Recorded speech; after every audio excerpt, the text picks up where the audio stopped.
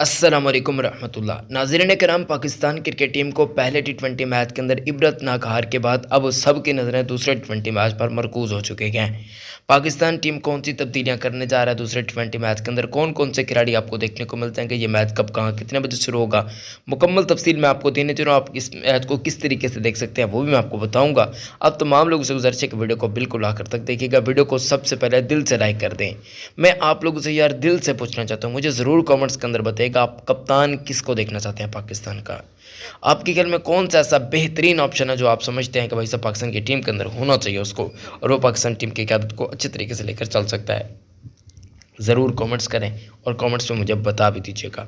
अब दोस्तों यहाँ पर बातचीत करते हैं अगर हम पाकिस्तान क्रिकेट टीम की, तो मैं आपको बताता चलूँ कि पाकिस्तान टीम दूसरा टी20 मैच आपको 12 तारीख को खेलता हुआ नज़र आ जाएगा। ये मैच पाकिस्तानी टाइम के मुताबिक 7 बजे शुरू होगा और शाम के इस 7 बजे जो मैच शुरू होगा इसकी जो टाइमिंग है वो मैं आपको बता चुका हूँ। लेकिन अगर पाकिस्तान खुदा न खास्ता इस मैच को हार जाता है तो फिर पाकिस्तान सीरीज़ से आउट हो जाएगा, तो तनकीद और भी ज़्यादा बढ़ जाएगी। ज़ाहिर सी बात है इस तनकीद को कम करने के लिए पाकिस्तान टीम तब्दीलियाँ भी करने जा रहा है और इत्तलात सामने आ रही हैं कि अगले मैच से पाकिस्तान टीम के अंदर ओपनिंग के अंदर फिर से बाबर आजम और साइम अयूब नजर आएंगे। और इनके साथ साथ आपको ये भी बताते चलूँ कि उस्मान खान की वापसी हो जाएगी, आजम खान को फिर रेस्ट करवा दिया जाएगा और इनके साथ साथ अब्बास अफरीदी को नहीं कराया जाएगा, मोहम्मद आमिर की वापसी हो जाएगी।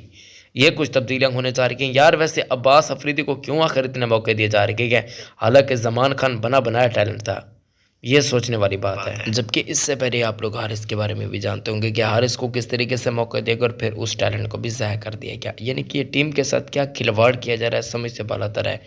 हज़ार दर्जे बेहतर था कि अब आज़िम और उस्मान दोनों को ही मौका न देते। अब मोहम्मद हारिस को लेकर चलते, मोहम्मद रिजवान टीम के साथ ऑलरेडी मौजूद थे। अगर अब 2 विकेट कीपर खिलाने के चुल के अंदर थे तो आप हारिस को खिला लेते। नहीं, हमने कुछ अलग करके देना है। आज़म खान से ज़्यादा छक्के हारिस भी मार सकता है, अब इस बात में किसी को शक नहीं। और आज़म खान की जगह पर जो छक्के हारिस ने बनाया वो पाकिस्तान को मैच जितवा गए थे। तो ये सोचने वाली बात है, कुछ समझ नहीं आ रही। ये टीम है मुल्क का बाबर आजम को फिर से कप्तान बना देगा। हालांकि मैं समझता हूँ रिजवान कप्तान बेटर थे। शाहीन और बाबर को कप्तानी से दूर रखना चाहिए, रिजवान को कप्तानी देनी चाहिए क्योंकि उसके अंदर मेंटलिटी भी है, सोच भी है और वो कायदाना सलाहियतें भी रखते हैं जो कि मेरे हिसाब से कोई बाकी टीम के अंदर नहीं रखता। और बाबर भी प्रेशर के अंदर आ जाते हैं और उनके साथ साथ शाहीन भी प्रेशर के अंदर आ जाते हैं। हज़ारों करोड़ों दर्जे बेहतर था कि अब रिजवान को कप्तान बना देते हैं। बाकी आप लोगों की राय है यार मुझे ज़रूर कमेंट्स के अंदर बता दें, क्योंकि आपकी राय हमारे लिए काफ़ी ज़्यादा अहमियत के हामिल है। अगर आप फेसबुक पेज पर देख रहे हैं, यूट्यूब चैनल पर देख रहे हैं, अपनी राय ज़रूर आप लोगों ने देनी है। वीडियो को लाइक करें। अगर लाइव देखना चाहते हैं मैचेस तो पहला लिंक कमेंट के अंदर पिन है, आप उस पर क्लिक करके बिल्कुल आसानी के साथ मैचेस को देख भी सकते हैं और वहाँ पर आप पाकिस्तान के प्लेइंग 11 जान भी सकते हैं। तो ज़रूर जाकर विज़िट कीजिएगा, कमेंट्स के अंदर पहला लिंक दिया गया है।